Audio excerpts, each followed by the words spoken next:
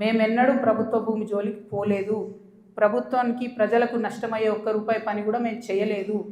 మీరు అనవసరంగా లేనిపోయిన అలిగేషన్స్ నా మీద వేసి ఈమె ఏదో జనం బాట పేరుతో జనంలో పోతుంది, ఈమెను డిస్టర్బ్ చేద్దాం, మైండ్ ఖరాబ్ చేద్దాం అనే ఆలోచనలు పెట్టుకుంటే మాత్రం నేను చూస్తూ ఊరుకోను.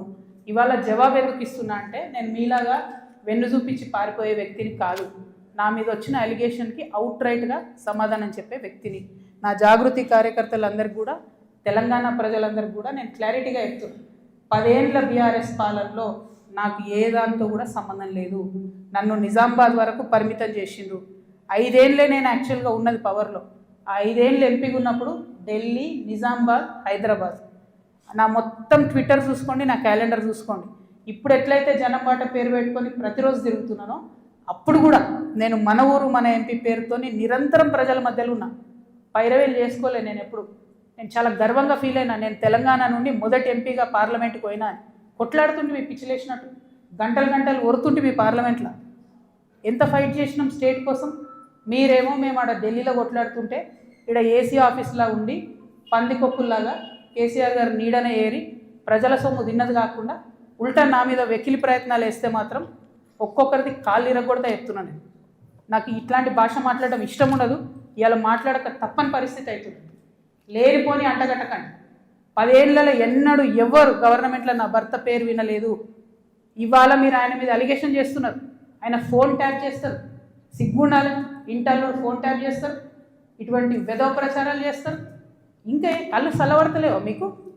పార్టీలకి నిలబొట్టారు కదరా బయటికి. ఇంకేంది? నేను ఊరుకునేదాన్ని కాదు బిడ్డ, చెప్తున్నా. ఇప్పుడే మొదలుపెట్టినా. మీరు సెయింట్ గోబెన్ సంగతి చెప్పండి. వాసవికి ఇచ్చినటువంటి 100 భూములు ఉన్నాయి. ఇవాళ గవర్నమెంట్, కాంగ్రెస్ గవర్నమెంట్ అంటారు కదా మీరు హిల్ట్ పాలసీ పెట్టి దారాదత్తం చేస్తున్నారని. దానికి కిటికీలు తెరిచింది ఎవరు? దానికి బీజం వేసింది ఎవరు? డిస్టిలరీ భూములు అమ్మినరా? లీజుకి ఇచ్చిన భూములు. లీజుకి ఇచ్చిన భూములలో ప్రజలకు డబుల్ బెడ్రూమ్ ఇల్లు కట్టియాలి, హాస్పిటల్ కట్టాలి, స్కూళ్ళు కట్టాలి. ఇండస్ట్రీ తీసేస్తే ప్రైవేట్ వ్యక్తులకు ఎట్లా అమ్మేందు? దాని మీద సంతకం పెట్టింది ఎవరు? కేటీఆర్ గారు కాదా? చాలా కంపెనీలు ఉన్నాయి. మీరు కూడా సెలెక్టివ్గా లీజుకి ఇచ్చారు కదా. మీరు కిటికీలు తెరిచిర్రు, ఈ గవర్నమెంట్ దర్వాజాలు తెరిచిర్రు దోసుకొని తినండి అని చెప్పి. జనానికి మాత్రం ఏం చేయకండి. హాస్పిటల్ కట్టకండి, స్కూళ్ళు కట్టకండి. ఎవడన్నా నా సొంతోడు అడిగితే మా మీద ఉల్టా అలిగేషన్ ఇవ్వండి. అల్టిమేట్గా ప్రజా జీవితంలో ఉన్నటువంటి వ్యక్తులుగా, ఒక ఆడబిడ్డగా, తెలంగాణ ప్రజల మంచి కోరుకునేటటువంటి వ్యక్తిగా నేను మీ అందరినీ కూడా రిక్వెస్ట్ చేసి చెప్తా ఉన్నాను. నా మీద బీఆర్ఎస్ పార్టీ ఏదైతే విష ప్రచారం చేస్తుందో నా మీద, నా భర్త మీద, దాంట్లో ఇనుమంతా కూడా సత్యం లేదు. దానికి సంబంధించి అన్ని కాగితాలతో సహా నేను చూపించడం జరిగింది. ఇక ముందు కూడా నా మీద ఎవరు ఏ ఆరోపణ చేసినా నేను ఖచ్చితంగా జవాబు చెప్తాను. జవాబు చెప్పిన తర్వాతనే నేను ప్రజల పక్షాన నిలబడి వారిని ప్రశ్నిస్తాను. వారు మాత్రం జవాబు చెప్పకుండా వెన్నుపూస చూపించి పారిపోతూ ఉన్నారు. అది కరెక్ట్ పద్ధతి కాదు. మేమేదో మీ విఘ్నతకే వదిలేస్తున్నామంటే ప్రజలేం వదిలిపెట్టరు. టైం చూసి కర్రు కాల్చి వాత పెడతారు. మీరేం గొప్ప నాయకులు కాదు, పెద్ద నాయకులు కాదు. ఎంత పెద్ద నాయకులైనా ప్రజలకు జవాబుదారీ అన్న విషయాన్ని మర్చిపోయి మీరు ప్రవర్తిస్తే మాత్రం ఊరుకునేది లేదు. ఇది తెలంగాణ. ప్రజలు మేలుకుంటారు, ఖచ్చితంగా మాట్లాడతారు. Thank you. జై తెలంగాణ.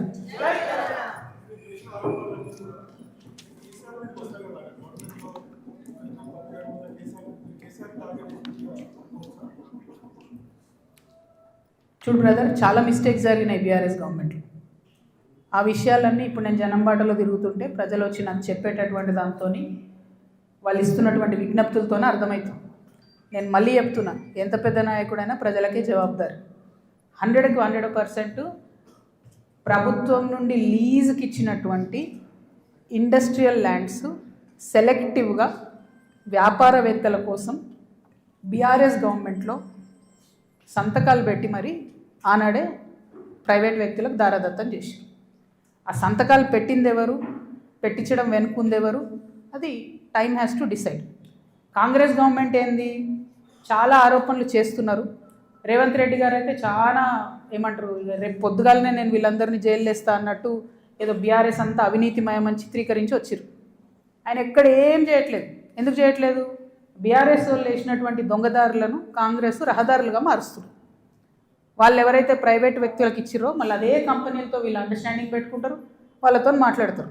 అంటే రేవంత్ రెడ్డి గారి పరిస్థితి ఇప్పుడు ఎట్లుందంటే, అప్పుడే కప్పం తిన్న పాము ఎట్లుంటుంది, కడుపు నిండింది, నేను సీఎం అయినా, అవినీతి అయితే నాకేంది, రాష్ట్రం ఎటు పోతే నాకేంది, వాగ్దానాలు ఎటు పోతే నాకేంది అని చెప్పి ఆయన సైలెంట్గా ఉన్నాడు.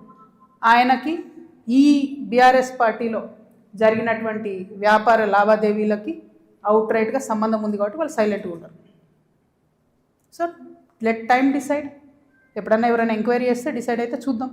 ఏమీ కాకపోతే నాకెప్పుడో ఒకసారి టైం వస్తుందిగా, దేవుడు దయ ఉంటే నేను ముఖ్యమంత్రి అయితే కదా ఒకనాడు.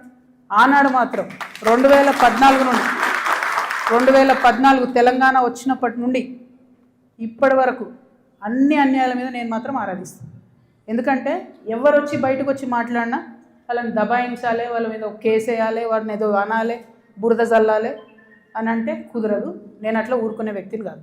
నేను తప్పు చేస్తే నేను క్షమాపణ అడుగుతాను. నేను కోరిన క్షమాపణ జనం బాటలో ముందుకెళ్ళినప్పుడు ఎందుకు కోరిన క్షమాపణ, నేను అదే గవర్నమెంట్లో ఉండి అమరవీరుల కుటుంబాల కోసం గట్టి కొట్లాడాల్సిందే అని నాకు మనసుకు అనిపించింది కాబట్టి నేను క్షమాపణ అడిగిన. ఉద్యమకారులను కేవలం నా ప్రాంతంలో చూసుకున్నా కానీ వేరే దగ్గర చూసుకోలేకపోయినా అనే ఉద్దేశంతో క్షమాపణ కోరిన. అట్లే చెప్తున్నా, నేను తప్పు చేస్తే ప్రజలకే చెప్తారే తప్పు చేసినారా భయ్ సారీ అని. నేను తప్పు చేయలే, అందుకే ధైర్యంగా చెప్తాను నేను తప్పు చేయలే. అయినా సరే నా మీద ఏదో బుర్ర చల్లాలి అంటే ఊరుకోను. భగవంతుడు నాకు అవకాశం ఇచ్చినప్పుడు మాత్రం అన్ని బండారాలు కూడా బయటికి తీస్తాను. నేనేడో టార్గెట్ చేసిన భయ్. ఇప్పుడు నేను నిన్ను కొడతా, నువ్వు నన్ను కొట్టవా చెప్పు. వాళ్ళు నన్ను టార్గెట్ చేస్తే నేనేం చేయాలి మరి? నేను ఊరుకోవాలను? నేనైతే గాంధీ తాతను కాదు, నేను అస్సలే మంచిదాన్ని కాదు. నేను చెప్తున్నా, నేను కేసీఆర్ గారు అంతా ఓపిక నాకు లేదు, అస్సలే మంచిదాన్ని కాదు. నేను ఊరుకోను. నన్ను కొడితే 2 కొడతా ఉల్టా. ఎందుకంటే నా తప్పు లేకుండా కొడుతున్నారు, నా తప్పు లేకుండా మాట్లాడుతున్నారు. అది కరెక్ట్ కాదు కదా. ఏం రోగం చెప్పు, నేను ఏమంటున్నా? నేను జనంలో పోతున్నా, పిచ్చి లేచినట్టు పొద్దు నుండి రాత్రి వరకు ఎందుకు తిరుగుతున్నా నేను? ఐ వాంట్ టు అండర్స్టాండ్ ఏం జరిగింది. 10 ఏళ్ళు బీఆర్ఎస్లో, 2 ఏళ్ళు కాంగ్రెస్లో ఏం జరగలే. నిన్న పోయినాం, ఆ నల్ల నీళ్ళు అది ఎంత బాధ అనిపించింది చూస్తే. ట్యాప్లో డ్రైనేజ్ వాటర్ వస్తాయని ఇప్పటికి కూడా హైదరాబాద్ మహానగరంలో ఇంకా అంత అందమైన నగరానికి కేటీఆర్ గారు నేను ఇట్లా చేసినా అని, ఇప్పుడు రేవంత్ రెడ్డి గారు గ్లోబల్ సమిట్ పెట్టి నేను ఇట్లా చేసినా అని ఏం లాభం చెప్పు? ఆడబిడ్డలకు ఒక డెలివరీ హాస్పిటల్ ఉండదు, నల్లల మోరు నీళ్ళు వస్తాయి, ఇదో మహానగరం, దీనికి సంతోషపడాలి. ఎవరొకరు అడగాలి కదా. అడిగితే కేసులు, అడిగితే లొల్లి, గింతే. ఏం భయపడేదాన్ని కాదు నేను. ముందుకే పోతా, వెనుకకైతే పోయేది లేదు. వస్తే లొల్లు ఎందుకుంటుండే? 5 ఏళ్ళు నన్ను ఓడగొట్టి ఇంట్లోనే కూర్చోబెట్టిరు కదా. వద్దంటే బలవంతంగా ఎమ్మెల్సీ ఇచ్చిర్రు. నేను అప్పటికి కూడా అడిగిన, నాకు ఎంపీ క్యాండిడేట్గా నన్ను డిక్లేర్ చేయండి, నేను ప్రజల మధ్యలో ఎక్కడైతే ఓడిపోయినా అక్కడే ప్రజల ప్రేమను గెలుచుకుంటా అని చెప్పిన. అవకాశం ఇవ్వలే, నాకు తిరగనీయలే. మా కాన్స్టిట్యున్సీలో కూడా ప్రతి ఎమ్మెల్యేను ఎవరో ఒకరు మేనేజ్ చేసుడు, వాళ్ళు నాకు ఎక్కడికక్కడ కాళ్ళలో కట్టెలు పెట్టుడు, కాన్స్టిట్యున్సీ నుంచి ఎవరైనా వచ్చి కలిస్తే బెదిరించుడు. నువ్వు ఎట్లా కలుస్తావు, అక్కతో నీకేం పని?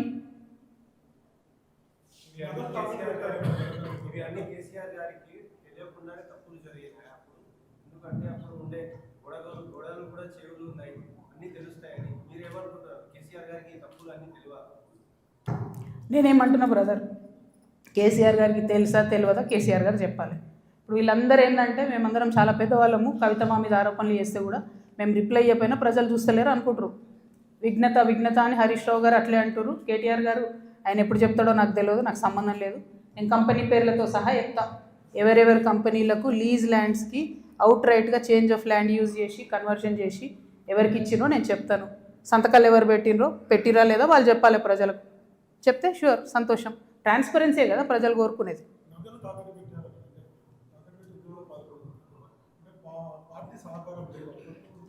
నాకు ఎప్పుడు లేదు భయ్ పార్టీ సహకారం. నేను ఎప్పుడైతే అమెరికా నుండి వచ్చినో అప్పటి నుండి ఇప్పటి వరకు కూడా నాకు పార్టీ సహకారం లేదు. దాంట్లో కొత్తగా చెప్పేది ఏం లేదు.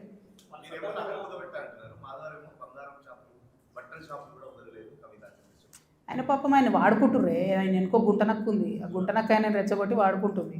టైం వస్తే చెప్తా కదా. ఆ గుంటనక్క చెప్పినా కదా, ఏదైతే సెయింట్ గోబెన్ ల్యాండ్లో ఒక అధికారి ఇప్పుడు రెడీగా ఉన్నాడు చెప్పడానికి సిబిఐ దగ్గర, ఈడీ దగ్గర. అప్పుడు తెలుస్తుంది వాళ్ళకి. నేను ఒకటే క్లారిటీగా చెప్తున్నా, మీరు ఎంతోసేపు నన్నేదో చేద్దాం, ఆడపిల్ల కదా పాపం భయపెడితే బెదురుతుందేమో అనుకుంటారేమో. కుదరదు బాస్, కుదరదు. ఇది మారింది, పాలిటిక్స్ మారింది, టైం మారింది, అట్లా కుదరదు.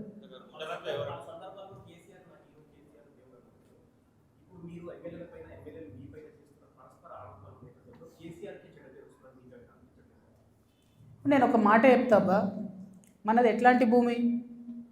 భగవంతుడు రామచంద్రుడి కోసం కనా కష్టాలు పడి పాపం గుడి కడతాడు రామదాస్ అంటే. ఆయన తీసుకుపోయి నిజాం జైలు వేస్తాడు. ఆ జైలు వేసిన టైంలో కూడా రక్షించడానికి రాకపోతే ఏమంటాడు రామదాస్ ఏమంటాడు?